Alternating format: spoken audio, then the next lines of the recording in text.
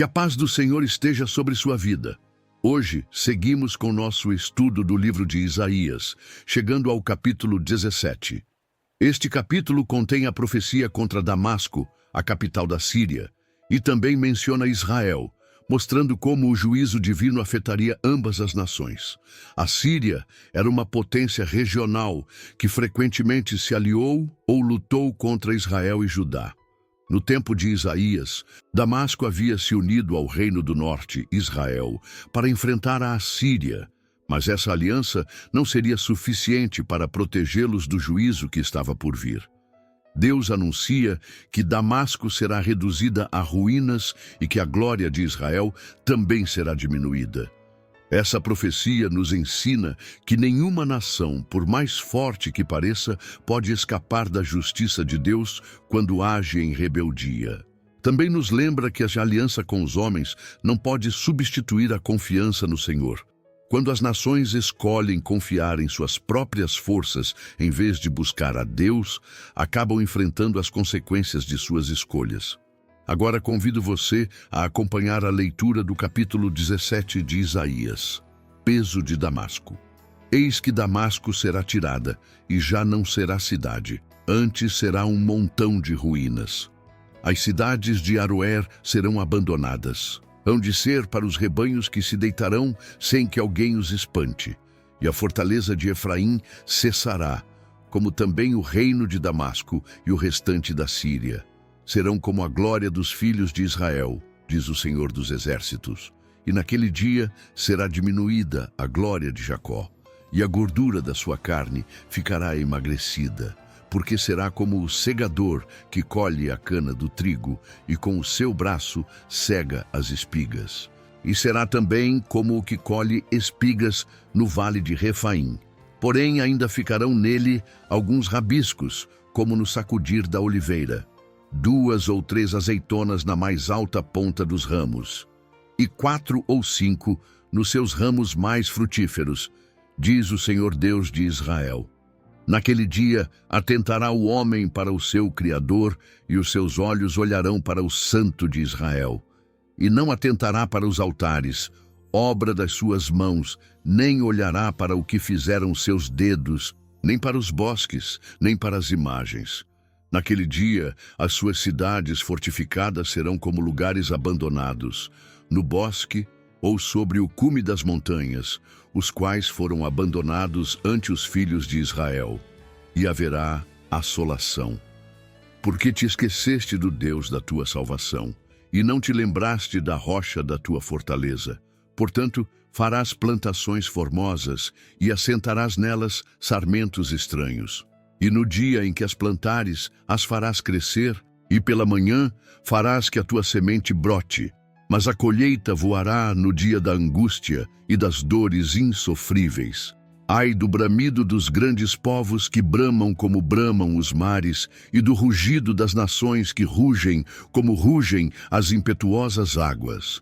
Rugirão as nações como rugem as muitas águas, mas Deus as repreenderá e elas fugirão para longe. E serão afugentadas como a pragana dos montes diante do vento, e como o que rola levado pelo tufão. Ao anoitecer, eis que há pavor, mas antes que amanheça já não existe. Esta é a parte daqueles que nos despojam e a sorte daqueles que nos saqueiam. Isaías 17 nos apresenta uma profecia de juízo contra Damasco, capital da Síria, e Efraim, representando o reino do norte de Israel. O capítulo revela a destruição dessas nações, expondo a verdadeira causa de sua queda, o afastamento de Deus e a confiança em forças humanas. A mensagem central da profecia nos ensina que nenhuma nação, por mais poderosa que seja, pode escapar da justiça divina quando escolhe o caminho da rebeldia. A profecia se inicia de forma direta e severa. Peso sobre Damasco. Eis que Damasco será tirada, para que não seja mais cidade, e se tornará um montão de ruínas. O termo peso indica que esta profecia é um fardo de juízo sobre Damasco. Deus declara que a cidade, uma das mais antigas e prósperas do mundo antigo, seria devastada e reduzida a ruínas. Essa passagem nos ensina que nenhuma cidade ou nação está além do alcance do juízo de Deus. Por mais estável e grandiosa que uma civilização pareça, se ela se afasta do Senhor e vive em injustiça, sua queda é inevitável. A profecia continua revelando o impacto da destruição. As cidades de Aroer serão abandonadas, serão para os rebanhos, que se deitarão sem que alguém os espante. Deus mostra que as cidades da região ficarão tão desoladas que apenas os animais habitarão ali. Isso ilustra a totalidade da destruição. Uma terra antes movimentada e habitada agora se tornaria deserta. Aroer era uma cidade localizada perto da fronteira de Moabe e representava um centro populacional que deixaria de existir. Esse detalhe reforça o contraste entre a glória terrena e a transitoriedade das nações. Tudo o que é construído sem Deus, cedo ou tarde se desfaz. O juízo, porém, não se limita apenas à Síria. O versículo seguinte traz a conexão com Israel. E a fortaleza cessará de Efraim, e o reino de Damasco, e os restantes da Síria serão como a glória dos filhos de Israel, diz o Senhor dos Exércitos. Aqui, Deus revela que o reino do norte, representado por Efraim, também sofreria as consequências do juízo divino. A destruição não viria apenas sobre os inimigos de Israel, mas sobre o próprio povo escolhido, que havia se desviado do Senhor e feito alianças erradas. Esse detalhe nos ensina uma verdade profunda. Deus não faz acepção de pessoas quando se trata de juízo. Israel tinha um pacto com Deus, mas isso não significava que poderia viver em rebeldia sem enfrentar as consequências. Da mesma forma, ser cristão não nos isenta de disciplina se vivemos em desobediência. O profeta continua a descrever a decadência de Israel. E será diminuída a glória de Jacó, e a gordura da sua carne se embranquecerá. A expressão glória de Jacó refere-se ao período de prosperidade e estabilidade que Israel havia desfrutado no passado. Agora, essa glória seria reduzida e a nação entraria em um período de enfraquecimento e perda. A imagem da gordura que se torna branca sugere uma deterioração progressiva, um declínio que não viria de uma só vez, mas aos poucos, como um corpo que vai perdendo sua vitalidade. O profeta ilustra essa decadência com uma cena agrícola. E será como o segador que colhe o trigo e com o seu braço cega as espigas.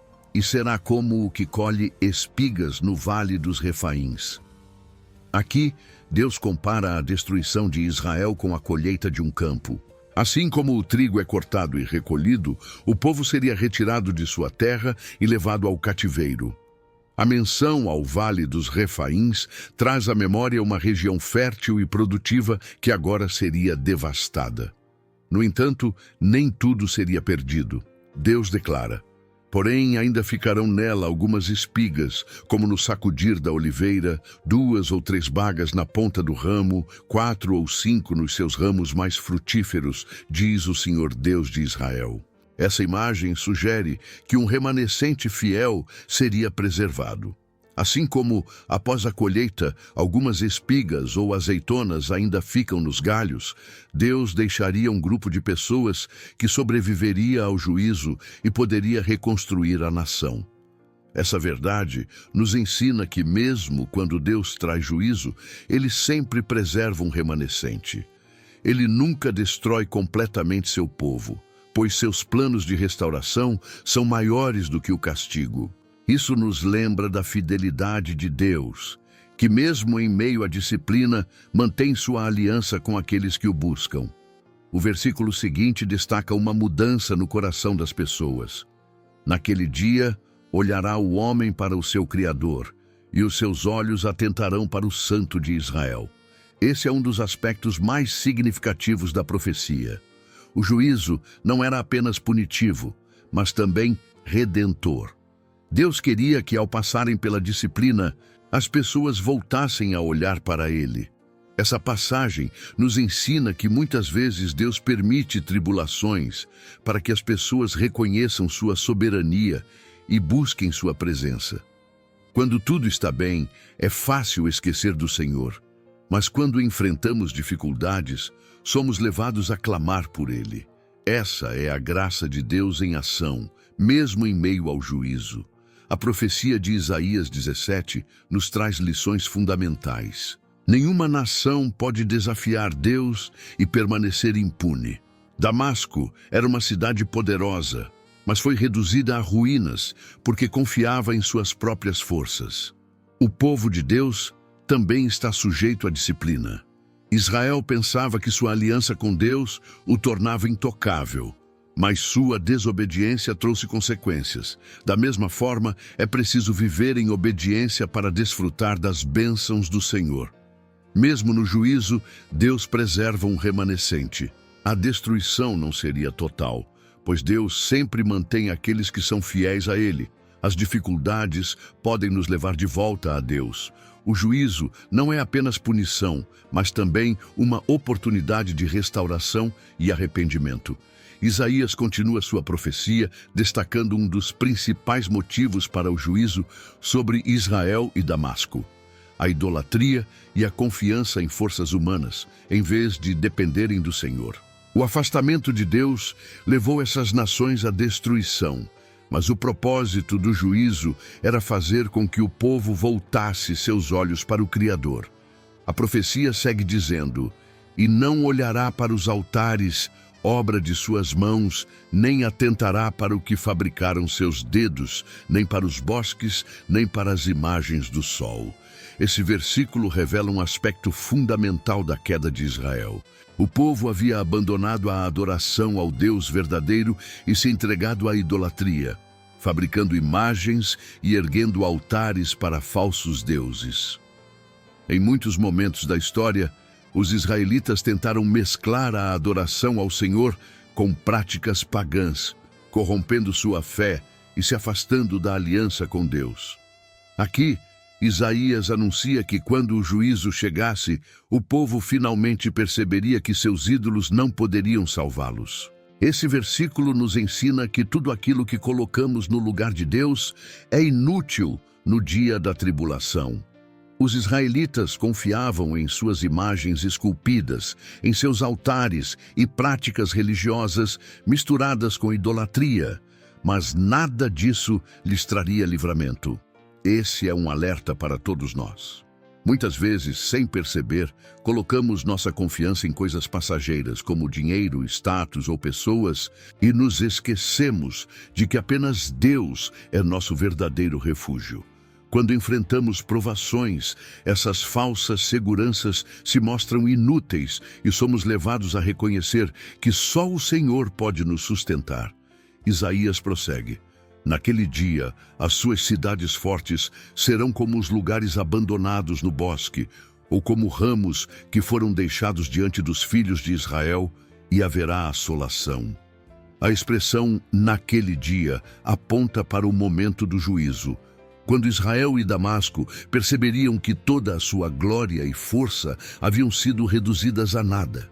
As cidades que antes eram prósperas e protegidas se tornariam como terras desabitadas e esquecidas. O profeta usa uma imagem forte ao compará-las com os campos abandonados, onde ninguém mais vive, e com ramos secos que foram deixados para trás. Essa descrição reforça que toda segurança humana é temporária. Israel confiava em suas alianças militares e na força de suas cidades fortificadas, mas no momento do juízo, nada disso teria valor. Deus queria que o povo entendesse que sua verdadeira segurança não estava em muralhas ou exércitos, mas no relacionamento com Ele. Esse princípio se aplica diretamente à nossa vida. Muitas vezes, buscamos segurança em coisas externas, mas quando enfrentamos dificuldades, percebemos que somente Deus é capaz de nos sustentar. A razão para essa destruição é claramente declarada no versículo seguinte: "Porque te esqueceste do Deus da tua salvação, e não te lembraste da rocha da tua fortaleza." Esse é o ponto central da profecia. O problema de Israel não era apenas político ou militar, mas espiritual. O povo havia esquecido de Deus e colocado sua confiança em ídolos, alianças e riquezas. O Senhor era a verdadeira rocha da sua fortaleza, mas eles decidiram construir suas vidas sobre fundamentos frágeis. Essa advertência se repete ao longo da Bíblia. Em diversas ocasiões, Deus alerta seu povo para que não se esqueçam dele após receberem bênçãos e prosperidade. No entanto, Israel frequentemente caía nesse erro, e isso os levava ao juízo. Esse versículo nos ensina que o afastamento de Deus não acontece de uma só vez, mas gradualmente. Quando deixamos de buscar ao Senhor e começamos a confiar em nossas próprias forças, corremos o risco de esquecer aquele que é a fonte de nossa salvação. Isaías continua descrevendo a ilusão da autossuficiência. Pelo que bem plantarás plantas formosas e as cercarás de sarmentos estranhos. No dia em que as plantares, as cercarás de sebes, e pela manhã farás que a tua semente floresça. Porém, a colheita voará no dia da tribulação e da dor incurável. Aqui o profeta usa uma metáfora agrícola para mostrar que os esforços humanos seriam inúteis sem Deus. O povo investiria em seus campos, cuidaria de suas plantações e veria tudo crescer rapidamente, mas no dia da tribulação, toda essa colheita desapareceria.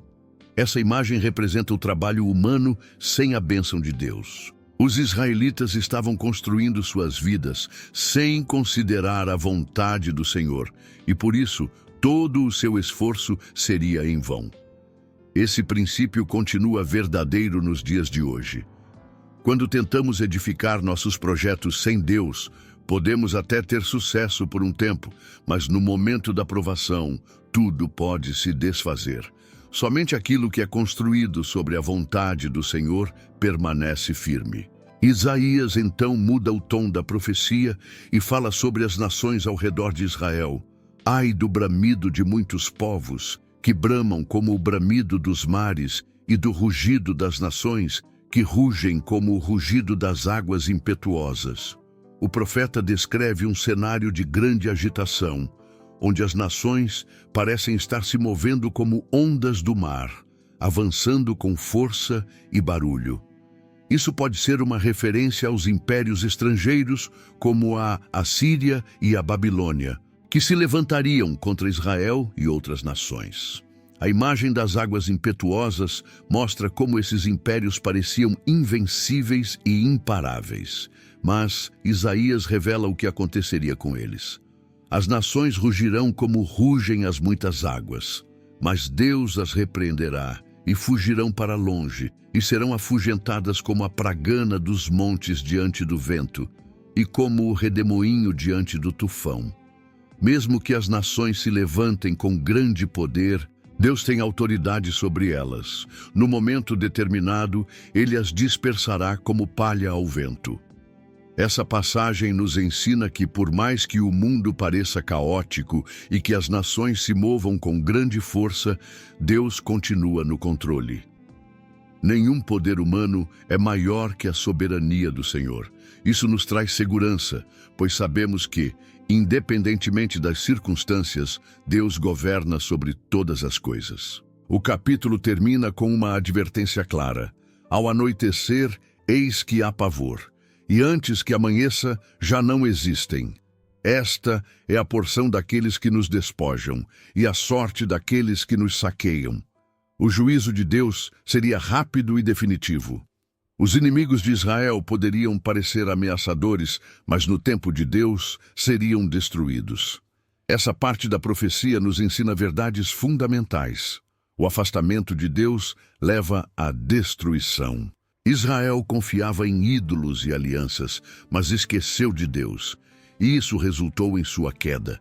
A segurança verdadeira está no Senhor. As cidades fortificadas e exércitos não puderam salvar Israel e Damasco, mas aqueles que confiam no Senhor encontram refúgio. Os esforços humanos sem Deus são inúteis. Os israelitas plantavam e colhiam, mas no dia da tribulação tudo se perderia. Isso nos ensina que somente aquilo que é feito com a bênção de Deus permanece. Deus governa sobre as nações. Mesmo que os impérios pareçam invencíveis, o Senhor os dispersa no tempo certo. Agora, convido você a fazer uma breve oração comigo, entregando nossa vida ao Senhor e pedindo que Ele nos ensine a confiar nele acima de todas as coisas. Senhor meu Deus Todo-Poderoso, agradecemos pela Tua palavra, que nos ensina que somente no Senhor encontramos segurança verdadeira. Reconhecemos que só no Senhor há salvação e que toda confiança em ídolos ou forças humanas é inútil. Nos ajude a rejeitar a divisão e buscar a união, vivendo em obediência e dependência da Tua vontade. Nos ensina a confiar que o Senhor governa sobre todas as coisas e que, mesmo em meio ao caos, Tua justiça e Tua graça permanecem. Em nome de Jesus Cristo, nosso Senhor e Salvador, oramos e agradecemos. Amém. Agradecemos pela sua presença aqui neste canal de estudo, onde vimos o capítulo 17 de Isaías. Prepare-se para nosso próximo estudo, que será o capítulo 18. Se esta mensagem tocou o seu coração, compartilhe-a com aqueles que precisam ouvir sobre o amor, a justiça e a soberania de Deus. Cada compartilhamento é uma semente lançada em solo fértil, e o Senhor, em sua infinita graça, abençoa aqueles que dedicam suas vidas a espalhar a verdade de sua palavra. Ao compartilhar este estudo, você se torna um instrumento nas mãos de Deus, levando esperança, consolo e renovação espiritual a corações necessitados. Junte-se a nós nesta missão de alcançar mais vidas com a mensagem do Evangelho. Compartilhe este estudo com amigos, familiares e em suas redes sociais, permitindo que mais pessoas conheçam a fidelidade do Senhor e encontrem segurança em sua presença. Cada ato de partilha é um gesto de amor e obediência ao chamado de Deus, fortalecendo nossa comunidade na fé e contribuindo para a expansão do seu reino. Se você tem um pedido de oração ou deseja compartilhar como esta mensagem impactou sua vida, deixe seu comentário. Estamos aqui para interceder por você, caminhar juntos nesta jornada espiritual e fortalecer nossa fé uns aos outros. Que o Senhor abençoe sua vida abundantemente, renove suas forças e o guie em cada passo do caminho. Amém.